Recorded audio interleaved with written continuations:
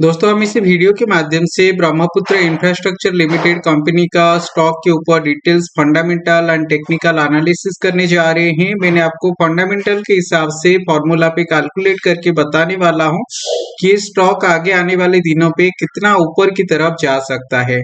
उससे पहले मैंने फंडामेंटल एंड टेक्निकल दोनों के ऊपर हम एनालिसिस करके देखेंगे और आज इस स्टॉक का क्वार्टरली रिजल्ट भी आने वाला है, तो ये स्टॉक के अंदर अच्छा मूवमेंट देखने के लिए मिल सकता है। क्वार्टर रिजल्ट आने से पहले देखो ये 61.50 लेवल के आसपास अभी काम कर रहा है और 5% से ऊपर ये स्टॉक ऑलरेडी छलांग लगा के ऊपर की तरफ आके ट्रेड करना स्टार्ट कर दिया है। और ये स्टॉक हमको सिर्फ बीएसई एक्सचेंज के अंदर देखने के लिए मिलेगा। ये लेवल के आसपास अगर हम बाय और सेलिंग देखेंगे, ये अभी जो चल रहा है स्टॉक का क्वार्टरली रिजल्ट आने वाला है, तो ज्यादातर बाइंग के ऊपर क्वांटिटी हमको देखने के लिए मिल रहा है सेलिंग के कंपैरिजन में। तो चलिए हम एक बार उसका फंडामेंटल एनालिसिस पहले करते हैं, उसके बाद मैंने टेक्निकल एनालिसिस करके डिटेल्स पे आपको शेयर करूंगा। फंडामेंटल एनालिसिस के लिए मैंने ये स्टॉक का Brahmaputra infrastructure limited screener site के अंदर ये ओपन किया है और ये देखो एक स्मॉल कैप कंपनी है, मार्केट कैप 178 करोड़ के आसपास है।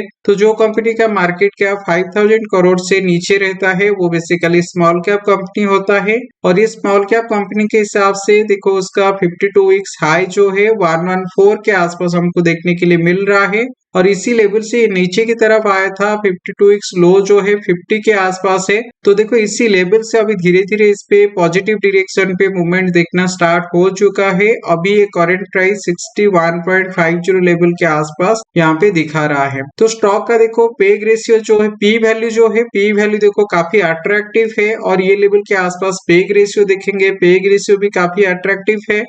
और यहाँ पे जी फैक्टर भी बहुत अच्छा है। तो देखो स्टॉक जी factor, peg ratio, P value सब में काफी अच्छा परफॉर्मेंस दे रहा है। अर्निंग पर शेयर देखो 7 के आसपास दिखा रहा है, वो भी काफी अट्रैक्टिव है। तो आगे आने वाले दिनों में स्टॉक के अंदर अच्छा मूवमेंट हमको देखने के लिए मिल सकता है। स्टॉक का एनालिसिस अगर देखेंगे तो देखो बुक वैल्यू के हिसाब से यहाँ पे स्टॉक जो है 0.98% 90 टाइम्स ऊपर की तरफ काम कर रहा है और कंपनी ये लेवल के आसपास देखो एक अच्छा क्वार्टर हम इसी लेवल के आसपास एक्सपेक्ट कर रहे हैं। मतलब आज जो रिजल्ट आने वाला है एक अच्छा रिजल्ट हम इस पे एक्सपेक्ट कर रहे हैं। 5 साल का जो CAGR है 27.9% के आसपास है, जो कि काफी अच्छा माना जाता है। और ये लेवल के आसपास देखो एक बुरा चीज मुझे इसी लेवल के आसपास देखने के लिए मिल रहा है कि प्रोमोटर जो है, प्रोमोटर उसका 100% होल्डिंग को प्लेस कर दिया है। ये थोड़ा सही बात है नहीं।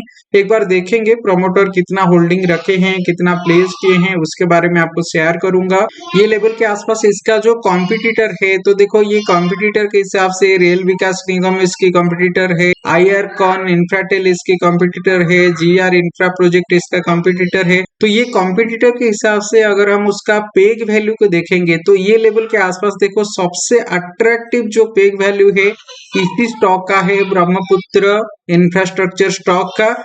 और सेकंड के ऊपर KNR कंस्ट्रक्शन के ऊपर ये भी एक अच्छा पेग वैल्यू इसी लेवल के आसपास देखने के लिए मिल रहा है। और उसके बाद ITD सीमेंट।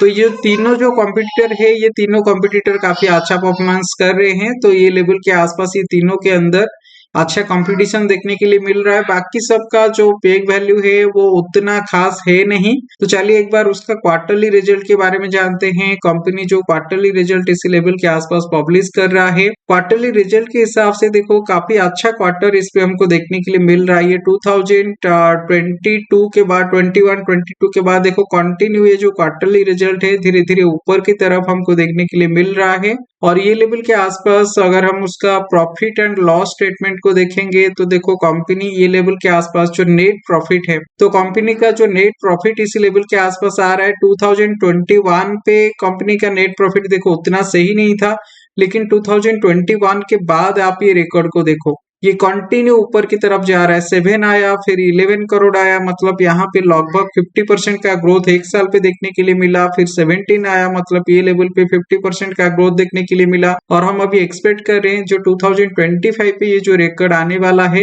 ये 20 के आसपास दिखा रहा है। 20 के आसपास मतलब ये लगभग 15-20% का ग्रोथ हमको देखने के लिए मिलने वाला है। तो देखो कंपनी कंटिन्यू इसी लेवल के आसपास देखेंगे, अच्छा परफॉर्मेंस हमको देखने के लिए मिल रहा है। और कंपनी का 2-3 साल का अगर ऑपरेटिंग प्रॉफिट को देखेंगे, ऑपरेटिंग प्रॉफिट देखो कितना अच्छा ऑपरेटिंग प्रॉफिट ये लेवल के आसपास देखने के लिए मिल रहा है। दोस्तों ऑपरेटिंग प्रॉफिट इंक्रीज हो रहा है, उसका मतलब डायरेक्ट कनेक्शन उसकी सेल्स के ऊपर है। अगर सेल्स बढ़ेगा तो अभी ऑपरेटिंग प्रॉफिट बढ़ सकता है। तो ये लेवल के आसपास देखो, ये 4 करोड़ से 21 से 29 करोड़ के आसपास आया, फिर 36 करोड़ के आसपास आया, फिर 43 करोड़ के आसपास आया, और हम अभी एक्सपेक्ट कर रहे हैं कि 48 के आसपास ये 2025 पे आएगा। तो कंटिन्यू इसका ऑपरेटिंग प्रॉफिट इंक्रीज हो रहा है, जो कि एक अच्छी बात है।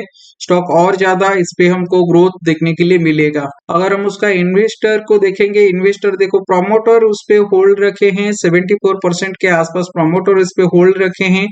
डीआई के पास उतना है नहीं, लेकिन ये पब्लिक के पास बाकी जो 25% है ये पब्लिक के पास पे है।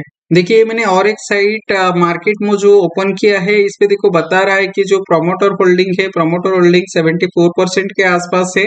म्यूचुअल फंड 0.42% इसको होल्ड रखे हैं, और जो नॉन इंस्टीट्यूशन है मतलब पब्लिक जो है वो 25% के आसपास होल्ड रखे हैं। लेकिन एक चीज यहाँ पे हमको देखने के लिए मिल रहा है कि जो प्रमोटर है वो उसका 100% जो होल्डिंग है 100% होल्डिंग को प्लेस कर दिया है। तो 100% होल्डिंग अगर इसी लेवल के आसपास प्लेस होगा, प्लेस जनरली कंपनी तभी करता है अगर उसको कुछ पैसा की रिक्वायरमेंट होता है और वो कोई दूसरे जगह से पैसा उठाना नहीं चाहता है, तो उसका खुद का स्टॉक को प्लेस करके बोरो करके पैसा उठा के फिर काम करता है। तो चलिए एक बार उसका स्टॉक के ऊपर देखते हैं, स्टॉक के ऊपर कैसे इम्पैक्ट अभी देखने के लिए मिल रहा है।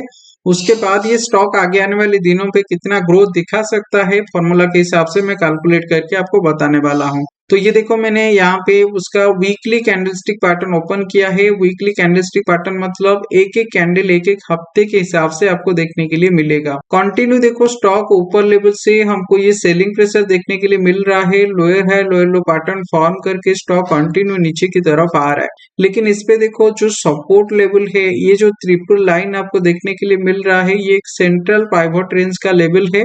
और ये लेवल के आसपास देखो मार्केट आने के बाद इसी लेवल के आसपास अभी सपोर्ट देखने के लिए मिल रहा है। देखो जो कैंडलस्टिक पैटर्न इसी लेवल के आसपास मार्केट फॉर्म कर रहा है, ये क्लियर कट एक dragon fly doji pattern form कर रहा है। और ये लेवल के आसपास देखो 60 के आसपास प्रॉपर सपोर्ट हमको देखने के लिए मिल रहा है, और इसी लेवल से धीरे धीरे पॉजिटिव डायरेक्शन पे मूवमेंट हमको देखने के लिए मिल रहा है। तो इसीलिए देखो ज्यादातर सिनेरियो इसी लेवल के आसपास बन रहा है कि पॉजिटिव डायरेक्शन पे मूवमेंट हमको इस पे देखने के लिए मिलना चाहिए। और इस पे जो प्रॉपर ऑफ साइड मूवमेंट हमको देखने के लिए मिलेगा जब ये ट्रेंड लाइन को मार्केट ब्रेक करके ऊपर की तरफ आता है। मतलब ये देखो अभी 50 period exponential moving average level जो है, ये लेवल से नीचे की तरफ मार्केट काम कर रहा है। जब ये लेवल को ब्रेक करके ऊपर की तरफ आएगा, फ्रेश बाइंग इस पे हमको देखने के लिए मिलेगा। लेकिन देखो इसी लेवल के आसपास अगर आप कोई पोजीशन वगैरह बनाना चाहते हो तो मैं सजेस्ट करूंगा आपको थोड़ा वेट करना चाहिए ये ट्रेंड लाइन के ऊपर की तरफ आने के लिए। फिर भी इस पे फंडामेंटल के हिसाब से किसी लेवल के आसपास ये मूवमेंट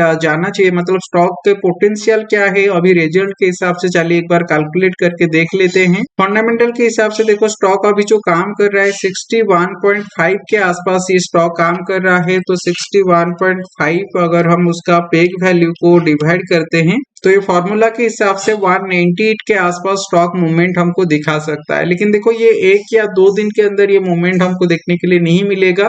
मिनिमम इस पे 2 से 3 साल का टारगेट हमको लेके जाना पड़ेगा। दोस्तों मैंने मेरा ओपिनियन राय आप लोग के साथ शेयर किया। अगर आपको वीडियो अच्छा लगा है तो उसको लाइक जरूर करना। आप इस पे कोई भी इन्वेस्टमेंट वगैरह करने से पहले आपके फाइनेंशियल एडवाइजर के साथ एक बार बात कर लीजिएगा। उसके बाद आप आपकी रिस्क के हिसाब से आप इस पे काम कर सकते हो।